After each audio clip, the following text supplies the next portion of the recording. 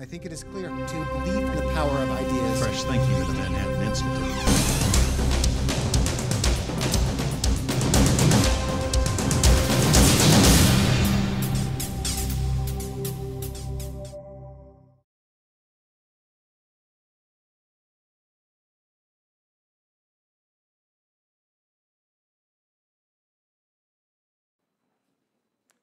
Thanks very much. If everybody could be seated.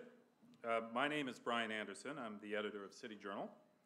And on behalf of the magazine's staff and contributors and the Manhattan Institute, I want to welcome you all to today's event, which launches our special issue on New York's tomorrow. We've got a very full agenda today, so I'll be brief. Why a special issue of City Journal? And why this conference? In her final book, Dark Ages Ahead, the great urbanist Jane Jacobs described how cities, states, and even entire societies can fall into vicious spirals in which interlocking problems, left unaddressed, join other problems, resulting in what she called amalgamated declines. The downward motion can seem inexorable, yet vicious spirals aren't supernatural, Jacobs noted, but the tangible consequences of tangible mistakes and misfortunes. That is, they're at least in part the result of bad ideas and policies. They can also be reversed if action is taken in time. New York City, and even more so New York State, are caught in such a downward spiral. The rest of the country should view it as a warning. If we have any hope of reversing it, now is the time to act. The Wall Street meltdown has made apparent huge problems that were masked to some degree by the financial boom of recent years. State and local spending per capita in New York, with its vast empire of government services and progressive programs, is now a staggering $12,505, the second highest in the nation after anomalous Alaska. And it keeps on rising and rising, and will rise again this year, with both state and city increasing government spending even in the teeth of a terrible economic downturn. Funding this spending has required prosperity-stifling taxation. As Stephen Malanga points out in our issue in a story we've called Life in Taxopolis, New York City's tax bite is 90% larger than the American big city average. The combined state and local tax burden in New York is the heaviest in the entire country, a major reason why upstate New York is increasingly impoverished and bleeding population, and the overall outlook for the state economy is as grim as for any place in the United States. That this tax and spend regime could sustain itself at all was indeed thanks to Wall Street's success. At the peak of the recent boom, the securities industry generated 20% of the state's tax revenues, and a larger proportion still of the city's tax haul. Without supersized financial sector profits and bonuses to tax, and nobody knows when or if Wall Street will come back, New York's profligacy now means vertigo-inducing budget deficits or massive new taxes, which will hammer harder an already weak economy. The vicious spiral will worsen. The main beneficiaries of all the excess spending and taxing are powerful public sector unions, which exercise inordinate influence over many state and city lawmakers. Democrat and Republican alike typically agree to union demands on pensions, health care, hours, and pay, and as a result get reelected with union backing and funds. Always a recipe for decline, this big government tax and spend New York model is completely unaffordable in a post-Wall Street boom era. New York needs a reimagining of its future, and in this special issue of City Journal, we've gathered a group of leading policy minds to offer the ideas that would help New York not only begin to unwind its vicious budget spiral, but flourish in multiple ways going forward. Among those ideas, the readers will find dozens of proposals, from rezoning New York City to encourage, not prevent, market-friendly building, to phasing out New York City's public housing and selling off some of its buildings, from privatizing bus services, which would save hundreds of millions of dollars yearly, to specific prescriptions for cutting the city and state budgets to encourage the building of power plants, and on and on. We hope the issue, which is being featured this week in a series of adaptations in the New York Post, will provide a toolbox for creating a 21st century New York that attracts people and investment instead of repelling them. Now, please take one of the complimentary copies with you today. Now, some of the proposals would be harder to enact than others, and all would require political leadership to achieve, of course. But the alternative is calamity, as California, beset by similar troubles, is also discovering. New York needs a brighter future. Our first three speakers today, whom I'll introduce together now to speed us along, are particularly well placed to enlighten any debate about New York's future. Each has written an eye-opening story in New York's tomorrow. E.J. McMahon will speak about New York State's budget, a subject on which he has unparalleled expertise. He is the Manhattan Institute's Senior Fellow for Tax and Budgetary Studies, and he's the director of the Institute's Albany-based Empire Center for New York State Policy. He's a frequent contributor to the New York Post, the Wall Street Journal, and many, many other publications. E.J.'s professional background includes more than 25 years as an Albany-based policy analyst and close observer of New York state government, working in both the private and public sectors, including a stint as Deputy Commissioner for Tax Policy Analysis in the state's Department of Taxation. His blog, New York Fiscal Watch, enables any citizen to inform him or herself comprehensively about state budgetary issues. Following E.J. will be City Journal contributing editor Saul Stern, who will discuss the city's schools and what kind of new teachers' contract should govern them. Saul's extensive writings on school reform, informed with both education theory and a reporter's sharp nose for the truth, have helped shape the terms of the current education debate, both in New York City and nationally. He's the author of Breaking Free, Public School Lessons and the Imperative of School Choice, and along with his ongoing work in City Journal, Saul's written for the Wall Street Journal, the New York Post, New York Daily News, Commentary, and many, many other publications. Our third speaker, Heather McDonald, also contributing editor of the magazine, will speak on the need to maintain and extend the greatest public policy success of the last 25 years, the NYPD's successful war on crime, which is at the core of the city's economic rebirth over the last 15 years. Heather is one of America's greatest reporters. Not just her extraordinary essays on crime and punishment, but everything she's ever written for City Journal has opened my eyes about something, surprised and challenged me, and I know that's a quite widespread reaction to her work. She's the author of 2 books drawn from her essays, The Burden of Bad Ideas and Are Cops Racist?, and co-author of a third, The Immigration Solution. She's written for a long list of national publications, and she appears on TV and is heard on talk radio frequently. In 2005, she received a Bradley Prize for Outstanding Intellectual Achievement. Each of our speakers will present for around 15 minutes today, and we'll leave time for questions after each talk. I will field the questions, and please wait for the microphone to arrive before you ask your question. And now, without more from me, here's my colleague, E.J. McMahon. Thank you.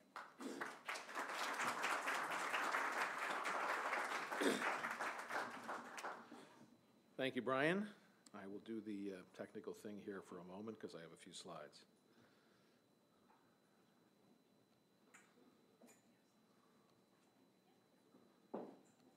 Okay. Good morning, everyone. I see a lot of familiar faces in the room, and I think, and as I greeted some of our attendees this morning, I thought back to last fall, and many of you will recall last October 22nd, which was 5 weeks after the Lehman Brothers bankruptcy, the Manhattan Institute sponsored a conference entitled Market Meltdown, New York's Financial Crisis. And at that time, the outright panic of the summer and early fall had begun to dissipate, but there was still a very palpable sense of shock and uncertainty in the air when we convened that conference. And I remember I participated in a panel discussion entitled Balancing New York's Books. And there was one thing that was clear then, and is clear now, and we all agreed on. Wall Street as we knew it had changed forever, And after decades of steadily growing much more and more dependent on tax revenues generated by a very heavily leveraged financial sector, New York State had arrived at a day of fiscal reckoning. Things had to change. Now, at that point in the fall of 2008, Governor Patterson was sounding a very similar theme. In fact, he'd been warning of a full-blown economic and fiscal collapse for months before it actually happened. Now, you have to remember that New York politicians have a long tradition of denial and of blaming forces beyond their control for all their problems. I think it was John Lindsay back in the 60s who first raised that to an art form. In my own professional life, I saw Mario Cuomo and David Dinkins both play that theme again and again of large forces beyond the control or even the understanding of mere mortal men that were rocking the poor tiny boat in the sea of unchangeability, etc. David Patterson, of all people, who's really in many ways the quintessential creature of Albany, after 21 years in the state legislature, broke with this tradition, at least during much of his first year in office, after taking office on March 17th, which was the day Bear Stearns collapsed into the arms of Morgan Stanley. He strongly emphasized that the state's looming financial problems were, in fact, mainly its own fault, that they were the result of many years of excessive spending. He repeated this again and again. Again and again, he had a variation on the same statement. He said, the Wall Street well is run dry, and we need to deal with the consequences. So he was preaching sort of a gospel of self-reliance, and I think it raised expectations about what was to follow. In fact, it was enough to remind many of us of Hugh Carey, who brought an end to the Rockefeller era with his famous declaration in 1975 that the days of wine and roses are over. And he proceeded, in fact, to govern in line with that statement. Now, the problem is that in the event, Governor Patterson did not end up delivering on his rhetorical promise. And that's illustrated in a way by this chart, which is actual and projected total spending by the state of New York, actual up to 2009, projected through 2013. Now, you might think there'd be some ebb and flow in the rate of spending growth related to economic cycles, but if you just looked at this chart and had just returned from your long trip to Mars, it would be hard to spot any recession unless you look closely at the dark blue portion of the bar, which is the portion of the budget that the state pays for out of its own revenues. And what you see is that has essentially flattened for the time being, while the budget is rising quite dramatically. Why? We have Washington to thank for the federal stimulus funds, which is essentially a fiscal bridge to nowhere. Now, unfortunately, the governor, though, even before the stimulus package appeared, set the stage for a bad result in his initial December budget proposal, which called for a small spending increase with little in the way of significant restructuring, consolidation, or downsizing of state government. In fact, he also called for 137 new or increased taxes and fees and fines, totaling at that point over $4 billion, hitting basically everything in sight. And this was an ominous sign because in New York, basically the governor's budget is as good as it gets. It's the floor for further bidding. So when the governor came out with the budget that he proposed in December, you knew we were headed in the wrong direction. It was just a question of how soon we got there. There was also one other troubling sign, and that was in other states, Republican and Democratic governors alike had successfully put a lot of pressure on their public employee unions to make concessions. So there's quite a few major states, including states with strong union traditions and Democratic governors. State workers essentially were saddled with pay cuts, and if it was involuntary, they were saddled with pay cuts in the form of payless furlough days. In California, at the outset, there was actually a 10% pay cut for state workers. In New York, Governor Patterson included in his budget some savings attributed to a pay freeze and some other concessions, which he said he hoped the unions would be willing to negotiate. But basically, he seemed to believe that the power of suggestion would be enough to make this come about. Predictably, they scoffed at him and ignored all of his proposals until the end of the budget cycle, which is not to say the unions were not busy. what they were doing was stoking a campaign in favor of a so-called millionaire tax, which I'll get to in a moment. So anyway, here's the resulting budget. So we go 5 months later, it's less than 5 months after the governor's proposal. The enacted budget ended up including $6.1 billion in new tax and fee increases, which was $2 billion more than the governor had proposed in his original budget.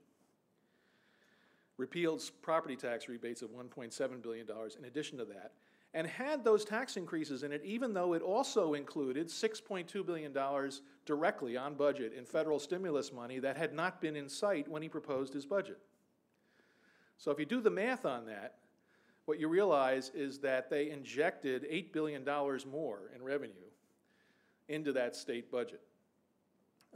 Now, the fiscal situation had degraded a bit. The gap had widened from $14 billion to $17 billion, but still, that gives you an indication of how much spending grew between the governor's proposal and the adoption of the final budget.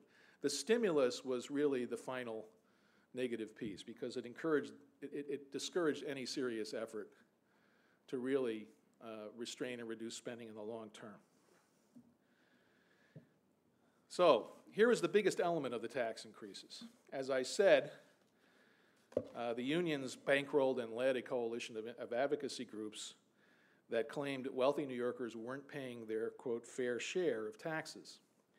Now, the irony is, in fact, quite the opposite was true. As of 2007, the highest earning 1%, the wealthiest 1% of New York State residents and taxpayers were generating 41% of the state's income tax. And that was just the problem. We had a sharp downturn in revenues because the very first people to have their incomes decline starting last fall were who? The highest earning 1% of taxpayers. Everybody else didn't begin to suffer for several months thereafter. So we had grown too dependent on a relatively small number of high-income households who were the first affected by the downturn, and now, with the future of New York hanging in the balance, we're sending them the message that they may want to think harder about investing and hiring elsewhere. Now, it's not as if people in New York needed a reason to think that way. As Wendell Cox details in his piece in the City Journal special issue, we had the largest loss of population to domestic migration of any state in the Union, including California. We lost 1.5 million residents so far in this decade. And they took with them billions of dollars of income. Of course, some of the people the legislature listens to say that's not much of a concern. The chairman of the Working Families Party suggested that after the billionaire Tom Golisano announced he was going to Florida, scoffed that Golisano was going to a less civilized place. It's maybe a less civilized place, but it's got one more rich resident than it had before he moved there. By the way, interesting, parenthetically, the other state that suffers from this overdependence on income tax syndrome as much as New York is California. But here's an interesting fact about California to carry away with you. California this year is budgeting an expectation of $48 billion from its income tax. $48 billion. New York's income tax projection is $37 billion. So California has an economy that's 2/3 larger than New York, but it's raising less than 30% more from its income tax. That's because our income tax is much broader and much higher from the middle up than California's, which is very, very steeply progressive, which actually accentuated their problem. So here's the problem. Needless to say, the first thing we need to do in order to get back on a path of economic growth, to get out of this budget mire, is to have those tax increases, the personal income tax increase, expire on the schedule the legislature set, which was 3 years from now. It's supposed to expire at the end of 2011, which is in the middle of the 2011-2012 fiscal year. But the problem is the numbers in these columns, particularly in the middle column. The budget gap for next year is projected at $2 billion. By the way, it's going to grow by probably another $2 billion. But look at the budget gap for 2013, the third year of the financial plan. It blows out to nearly $14 billion, which, when updated later this month, will probably be more like $15 billion, perhaps more. These are much larger budget gaps than those forecast in the governor's own executive budget. In other words, he said that if his budget was adopted, the gaps would be less than half as large. Now they're worse, and they haven't stopped growing. That's the problem. Let me give you another little micro idea of what's going on. April is one of the 4 big months per year for tax receipts. This is just the month of April. In April, the state's tax receipts were down 43% on an annual basis. And we're at their lowest point since 2003. That's really astounding. Most of that was income tax, and most of the income tax was income taxes paid by high-income households. Now here's how those budget gaps, here's another way of looking at those budget gaps for out years. Notice, projected receipts as of April, and again, I have to stress, we're just a few weeks ahead of a update in a financial plan, which is going to lower that forecast of receipts, okay? But as of April, projected receipts were expected to track inflation over the next 3 years. The red line is spending, called disbursements in our budget. And of course, what you see is there's projected spending growth of 31% over the next 3 years. In other words, as usual in New York, the fundamental problem is not revenue, it's spending. It will be a little bit more revenue than it was in this picture once they update the budget, but still the fundamental problem is a level of spending that's simply unsustainable. What's feeding that? Here are the major factors. Medicaid, between now and 2013, the general fund share of Medicaid is going to go up $5 billion. A large share of that is the withdrawal of federal stimulus money, which comes in through the door classified as Medicaid reimbursement. School aid, projected to rise very strongly, $3.7 billion. Pensions and health insurance for state employees, $1 billion. These are all increases. And then you see the other category. State operations is the operations of state agencies. Capital projects is the hole in the state's transportation infrastructure budget. The mental hygiene transfers are not very well explained in the budget, by the way, and that's something of a mystery I intend to delve into a little bit more. But if you look again, Medicaid and school aid and alone account for nearly 3/4 of the projected general fund growth. So let's peel apart the pieces of the biggest pieces of that spending increase. Medicaid. Including stimulus funds, normally state-funded Medicaid spending is up at least 9%. Depending on how you count, another way to look at it is it's up 11%. And for current budget trends in the governor's budget, under the governor's adopted budget, say Medicaid's going to grow 34% in the next 3 years. That's the actual spending on Medicaid. It's not, in other words, that's net of the stimulus money. Obviously, something's got to give there. Paul Howard's article on Medicaid appropriately describes our Medicaid program as an addiction. It's a long-standing addiction. Our spending is far beyond the norm, nearly twice the national average per recipient. It's well beyond average any way you look at it. And the funding streams that originally set up Medicaid were the most perverse of all incentives, because basically the legislature was able to buy a dollar's worth of political credit with as little as a quarter's worth of spending on their own part, because the non-federal cost was split with local governments. Now, there have been some changes. We've capped the local and New York City share of Medicaid. That's an improvement. But this program, as it remains out of hand, more or less, and threatens to sink the entire budget. And here's another reason.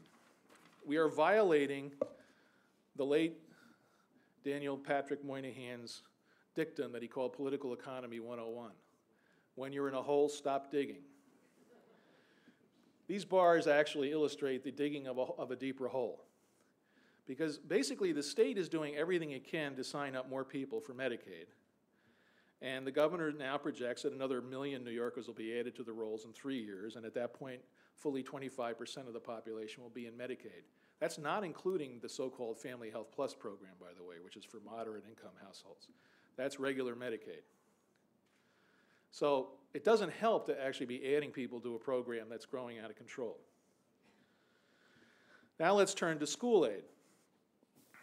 School aid is, as you can see, has risen quite strongly over the last decade, 76%, 29% in the last 3 years. Now, the one thing governors, across time immemorial, or at least the last 30 years in New York, the one thing governors traditionally were able to control was school aid. School aid is essentially controlled almost entirely by state laws, state statutes, and state regulations. The legislature and the governor can turn it on and off, up or down like a spigot.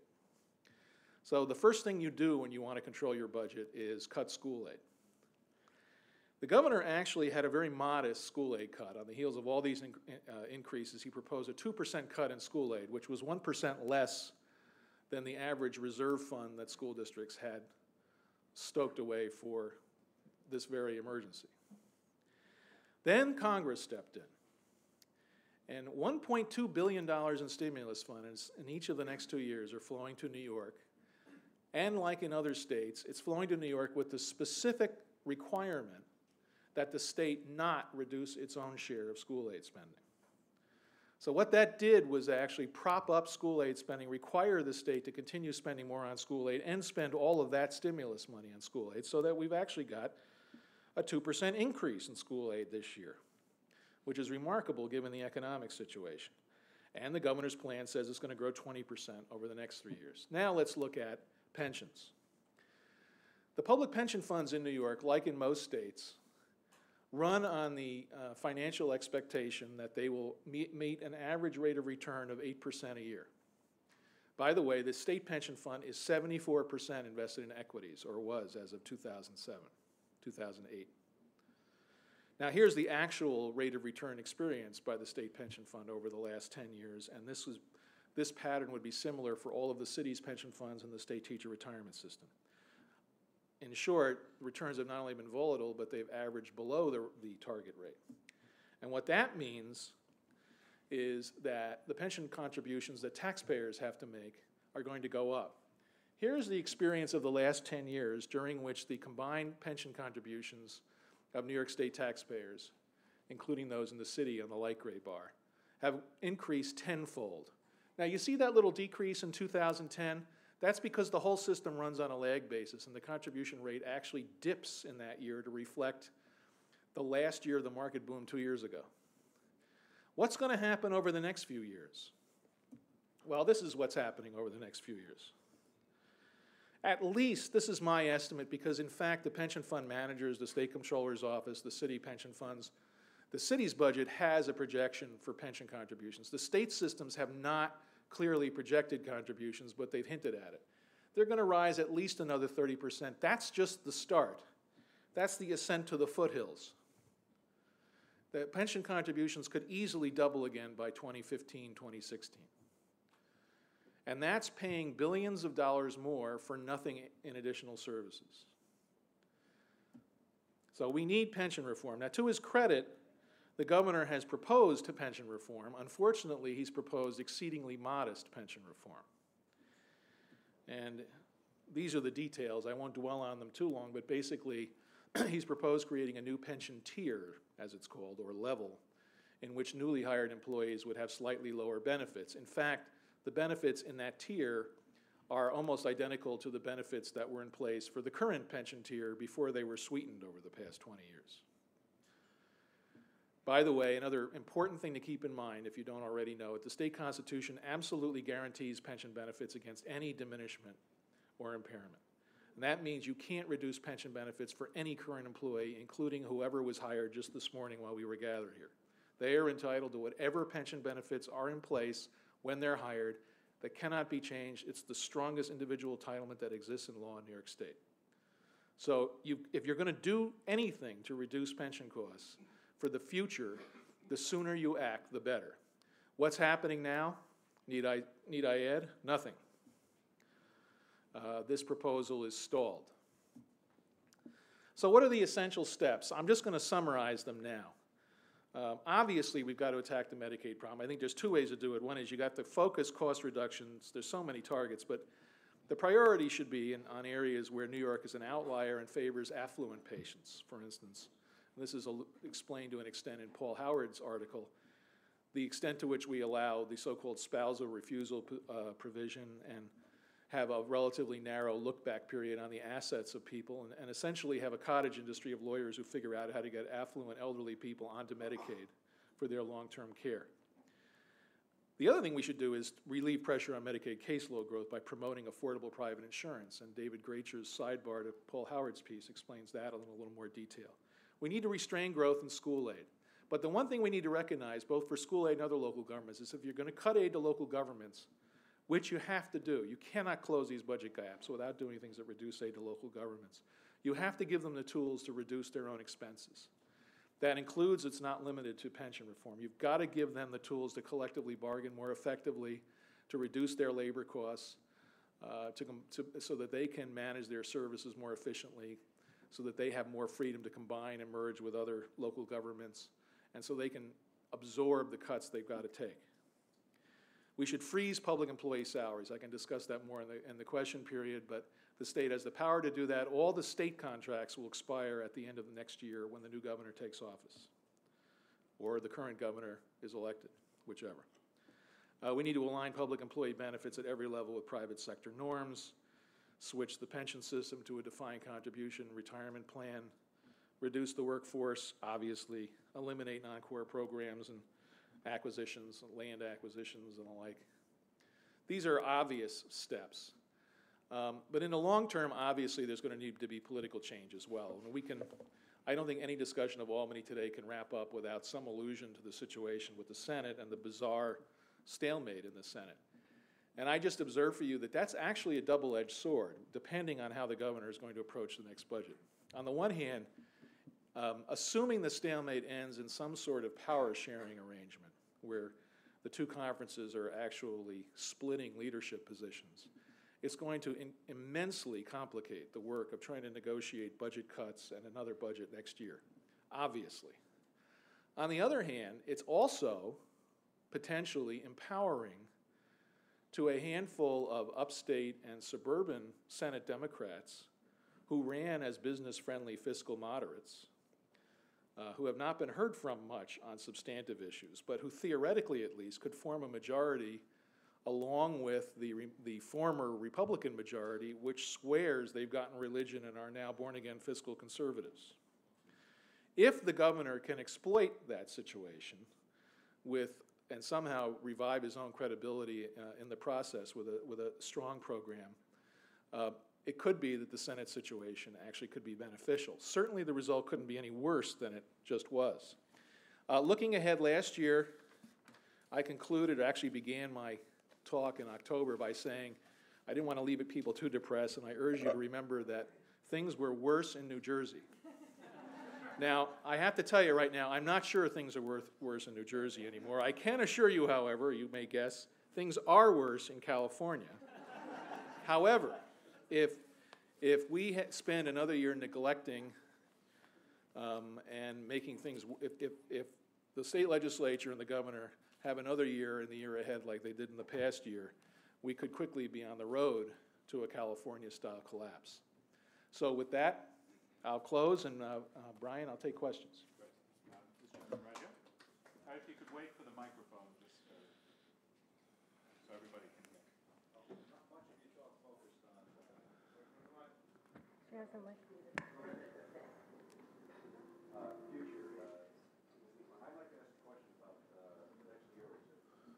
You indicated, I think, the expected revenues about $37 billion. That's income tax alone is $37 billion. And you also mentioned the fact that April receipts were very low. Right.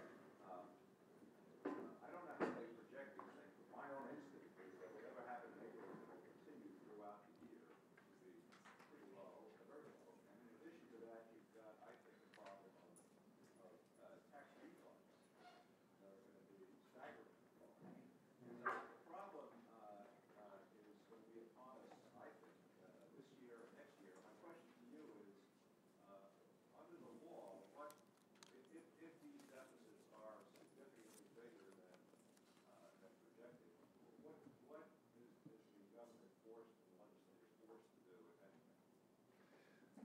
Well, the question is, if revenues continue to fall short, what are the legislature and the governor forced to do? They're not necessarily forced to do anything until they have no cash, which is the California situation. When Governor Spitzer was elected, he inherited a $3 billion plus cash surplus from Pataki. plus another billion or more that was hidden away in overestimates of Medicaid spending. So we had a cushion of about $4 billion. That cushion is now about $1.4 billion, I think. And that reserve is mainly tied up in a cash reserve that's meant to pay income tax refunds on time. So right now, it's likely that the governor and the comptroller in separate presentations later this month will come out and announce that indeed tax receipts are below where they projected. They had projected they'd be lower, but they didn't project low enough. That their problem is $2 billion, maybe $3 billion larger than they thought it was for the year. What will they do? The governor will propose a round of cuts, probably pretty quickly, probably at the end of July. The legislature will respond or non-respond, depending on who you believe. And then the situation will be, they'll need to do something by the middle of the year. They will do something. The question is, will they do something and claim that it's more than it was, which is what they usually do. The state hasn't been in a situation where it was running out of cash since the early 90s. The California-style situation we were closest to in the early 90s. If they deplete the cash cushion and then delay tax refunds, then you'll know they've got real trouble. You know that they have failed to come close to keeping up with their falling revenues. I think there is a great awareness among the bean counters in Albany that things are likely to get worse before they get better, that they haven't aimed low enough, and that the refunds are going to be enormous because of the tax losses people suffered. Okay, any other questions? Yes, right here. EJ, the steps that you've outlined will not happen unless there are members of the legislature who are willing to take a step forward and either put bills in or make these cuts.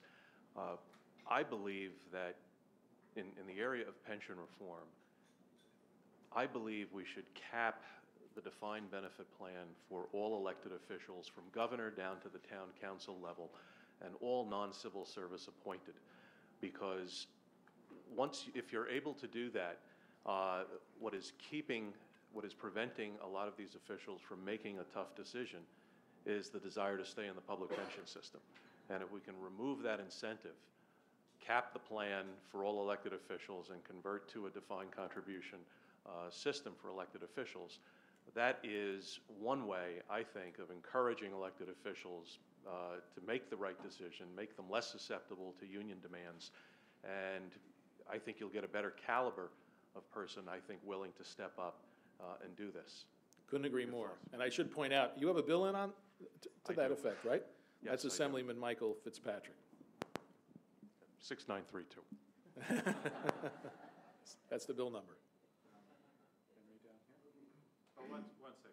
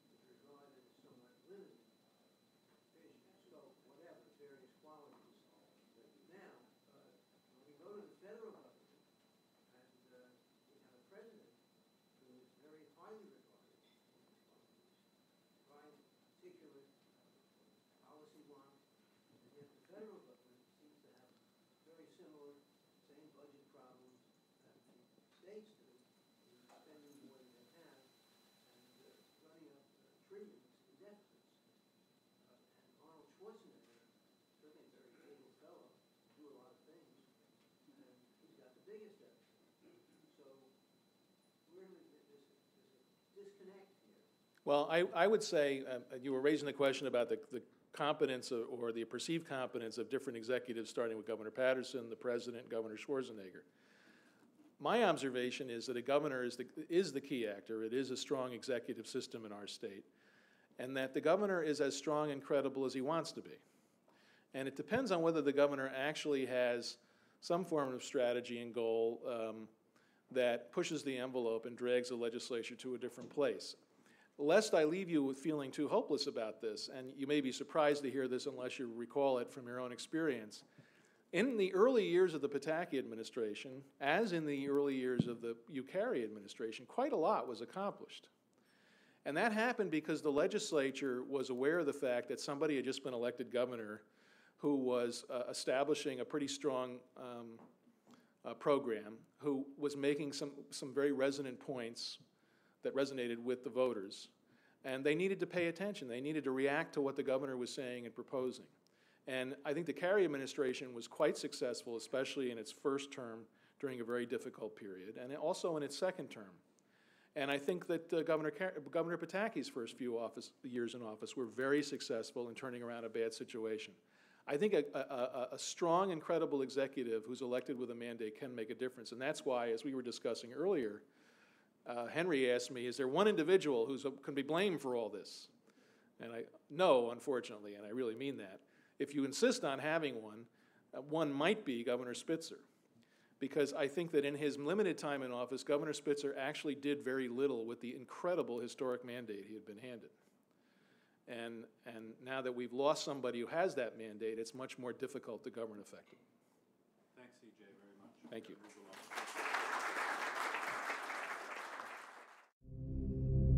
I think it is clear how fortunate we are to believe in the power of ideas. Supply the common sense and the fresh thinking of the Manhattan Institute.